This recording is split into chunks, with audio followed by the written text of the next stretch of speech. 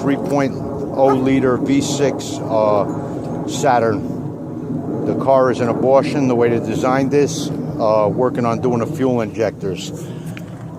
On the upper part of this intake, got to remove various size 8 and 10 Torx bits, inverted Torx. Move the electric brackets here. Let's pull that off, lay them to the side. Your vacuum booster line, it's got to be undone. I forget what size nut that was on there. 19 mil? 19 mil, that's a 19 mil. Then your EGR back here, instead of removing the throttle body assembly and everything, just disconnected this hard line to the EGR. You need to get two 15/16s on there, but my wrenches were fairly slim, so I was able to squeeze one in there. If you got really wide wrenches, you're gonna have a hard time holding that.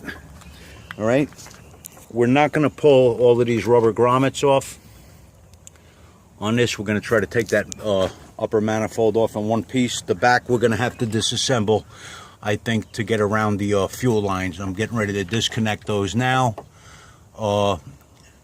Best thing to do before you start working, pull your fuel pump fuse, start the car, pull a fuel pump fuse, let it depressurize the system. What I did is I just took, I bled out the pressure testing valve. And I'm shot today. I can't even remember the name. It's a Schrader valve. I just depressed it and bled the system. You disconnect your MAF sensor plug and the line around the throttle body and the upper part of your air box. Just get that out of the way. We were going to remove the throttle body. It's got two nuts up here. I think they're 10 millimeter, and then one down in the center here. But we're going to try to leave the throttle body in place, remove the various vacuum lines. Got one more plug. This has got to come off.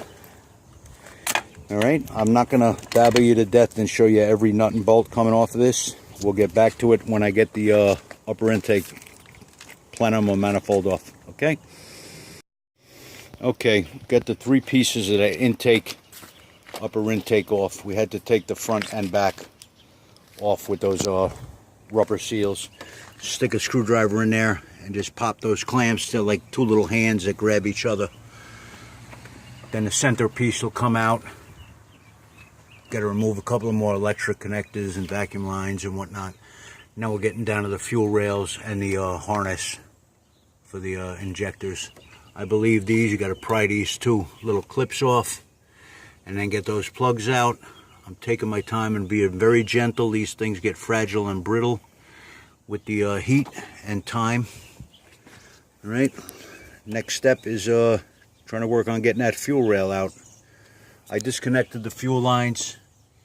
If you don't know what a fuel line tool is, how to disconnect them, you probably shouldn't be going with this job. Let me show you one of them.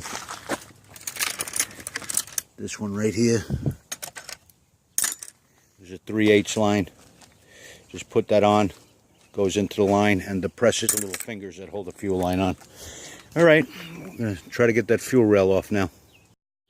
Okay, I just disconnected all the fuel injector plugs. These come in a wide variety of designs, and sometimes you can't find any info on how to undo these. I couldn't find anything with these, but hold this camera for me, please, on here. Hold it where you can see what I'm doing.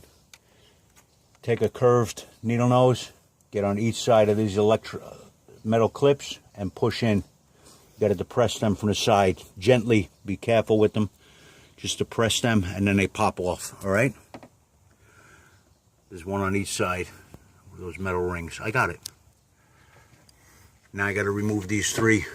I think they're 10s to take the fuel rail off. Or are they 8s? They're 10s, right? I'll tell you right now, that's a 10. Yeah, the E10 Torx. Got to remove those three. They're not E10s.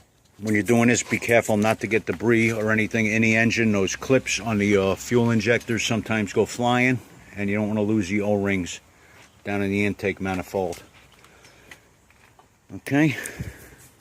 Again, I can't stress too much, be gentle with those injector plugs.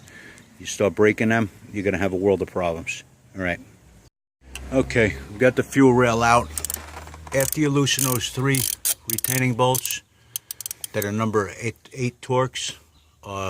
You take a screwdriver, get under here, gently start prying it up. Be careful not to mar up the threading of the hole for the mounts. And you just got to work that loose. Some of the injectors might get stuck in there. 5 out of 6 of the injectors, the rings got stuck in the fuel rail. If you can see the ring right there.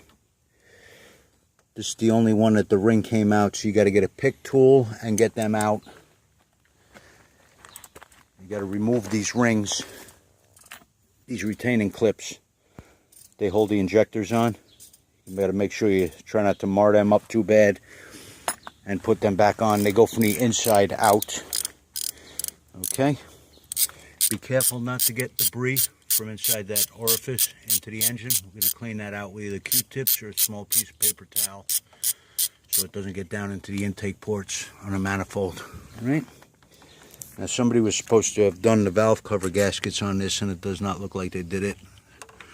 This guy bought this car from a shyster dealer in Troy, New York. What's the name of the place? Genron Sitco. What is it? Genron Sitco. Yeah, don't buy any cars from this guy. He's a fuck. Negative advertising for him. This is the second time he bought a car that had issues. He gave him a shot and thought he might have just got a little screwed up himself with the first car, but this is the second time, same garbage. Somebody mangled third car. One first car I got fucked. Look at the sign. This is somebody that makes 3 mistakes over and over again. I wonder when I'm going to get the fourth car. The second one I didn't make no mistake. I got a good car. Okay, bye.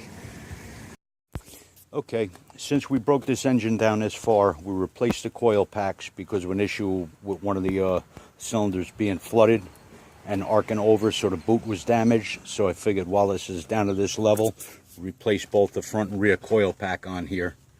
All right, you got to make sure the front goes to the front, the back to the back. They're different part numbers because they're angled at a different angle. All right, they won't fit in right otherwise.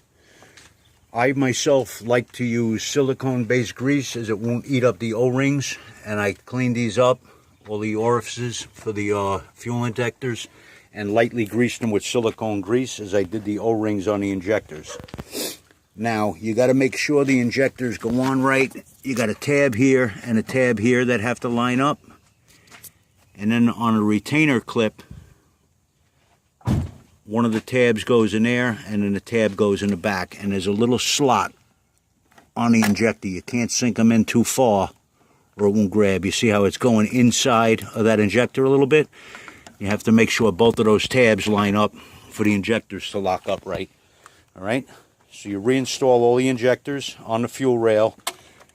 Then, with a little finesse, you got to work them back in so you don't damage these O-rings. You got double O-rings here. You can tear them if you try animaling that back in. You got to do it nice and gently and evenly.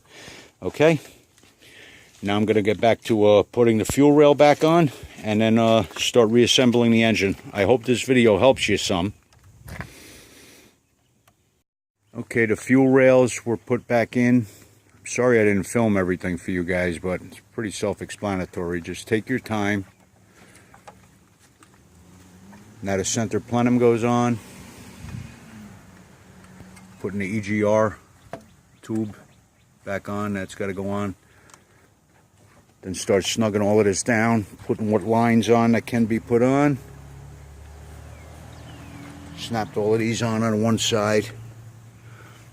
Those again with those bent needle nose pliers, just get on one side and you got to kind of snap them.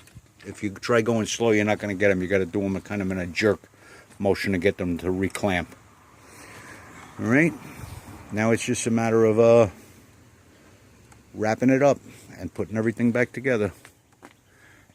Have fun. You can do it. With determination and a little piss and vinegar, all things are possible. Have a good day, guys. Thanks for watching. Please subscribe. And anybody ever got any questions, feel free to write limitlessprp@gmail.com. That's limitlessprp@gmail.com. Have a good day, guys. Bye-bye.